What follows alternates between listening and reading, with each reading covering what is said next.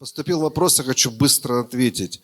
Вопрос так прозвучал: почему сейчас так много появляется историй о падении известных служителей? Это суды Божьи или что это? Я хотел бы прокомментировать, потому что, знаете, когда люди начинают домысливать что-то, то рождается очень много неправильных интерпретаций и появляются сплетни.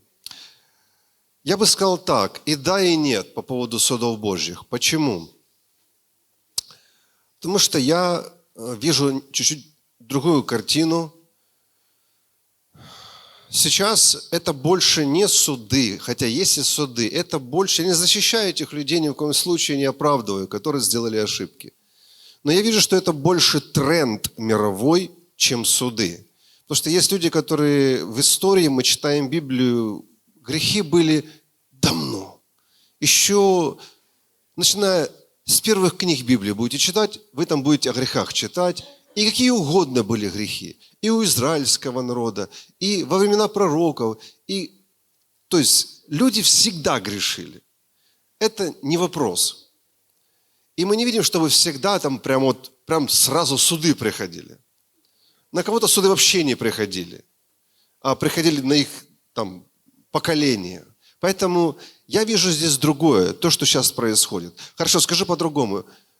10 лет назад тоже было много греха. Но сейчас появился тренд. И этот тренд все разоблачать, все находить. Это мировой тренд. Копаться в жизнях людей, доставать, такое понятие, доставать скелетов и находить в них недостатки. То есть находить что-то старое, откапывать, и там находить что-то. И почему этот тренд появился? Я просто хотел объяснить и всех нас предупредить.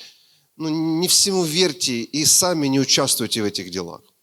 Почему появился этот тренд? Потому что появилась монетизация контента. И это стало очень прибыльным. И потому начали неверующие, и верующие подключились. Везде расследовать, копаться в жизнях людей, находить сенсацию. И если раньше никто тебе за это ничего не заплатил бы, то сейчас ты выпускаешь видео, и ты получаешь хорошие деньги. Если ты блогер и выпустишь видео на тему размышления о молитве, то посмотрит 2-3 тысячи человек просмотров, и ты за это видео получишь $25. Но если ты сделаешь видео, пастор церкви перешла в порноиндустрию и не пожалела об этом. Я видел это видео на английском языке. Я заголовок видел, и я думаю, подожди, что это такое? То это видео набрало несколько миллионов просмотров. Человек заработал несколько десятков тысяч долларов. Потому это стало очень выгодным кого-то разоблачать. Это выгодно. Садиться перед камерой и не рассказывать размышления, как важна молитва. Потому что люди не хотят это слушать. Это выгодно создавать сенсацию из любого комара. Это выгодно брать то, что было естественным, гиперболизировать, гипертрофировать и подавать это в другой оболочке. Это выгодно делать сенсацию, это выгодно стало монетизировать. Выгодно брать темы, которые сами по себе являются спорными, и на эти темы делать видео. Кому-то я сейчас идеи даю, кто-то, я знаю, как зарабатывать. Не. Понимаете, зарабатывайте на чем хотите, но вот во что я верю. Я могу ошибаться, но вот во что я верю по поводу ошибок служителей, которые они делают. Я верю вот что. У церкви есть очень много инструментов для того, чтобы это все решать. И Библия дает нам четкие предписания. Не судиться, идти к этому миру. Не выносить это на суд миру. А у нас есть свои инструменты. Обличение, дисциплина, отлучение, предавание сатане. У церкви полно инструментов разбираться с этими проблемами. И если бы церковь разбиралась сама с этими проблемами, инструментами божественными, для церкви было бы лучше. Потому что эти горе-блогеры, горе-разоблачители, что они делают? Они создают платформу для гонения на церковь. Они во всех странах создают негативный вид христианства, из-за чего все пострадают. Из-за чьей-то жадности, из-за чего-то, знаете, хайпа, желания на каких-то именах известных просто прогреметь, чтобы то видео посмотрели побольше. Люди создают предпосылки для всеобщего гонения на христианство.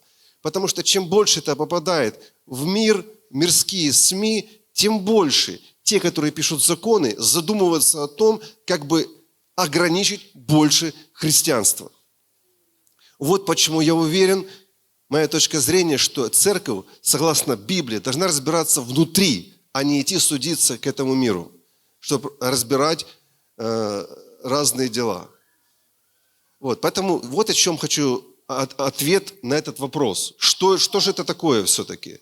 Я вижу в этом больше тренд. Это больше мода. Грех был всегда, во все времена. Но просто сейчас тренд выносить все наружу. И плохо делают христиане, которые создают предпосылки для гонения. Они создают нам же, самим же себе проблемы.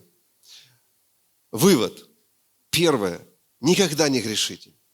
Никогда не делайте чего-то такого, из-за чего потом кто-то через время, знаете, достанет этих скелетов из шкафа и скажет: я нашел на тебя. Вот лучше ничего не делайте. И все будет хорошо, будете спокойно спать. Чтобы кто-то не доставал истории 30-летней давности и потом не манипулировал вами. Живите чистой жизнью, особенно служители. Живите примерной жизнью. И у вас всегда будет дерзновение, что никто никогда не придет ко мне и скажет: а я знаю историю 20-летней давности. Все, вы будете жить спокойно. Потому просто живите, как положено, чисто, как служитель. И второе, кто занимается контентом, кто ведет какие-то передачи, еще что-то. Просто не создавайте.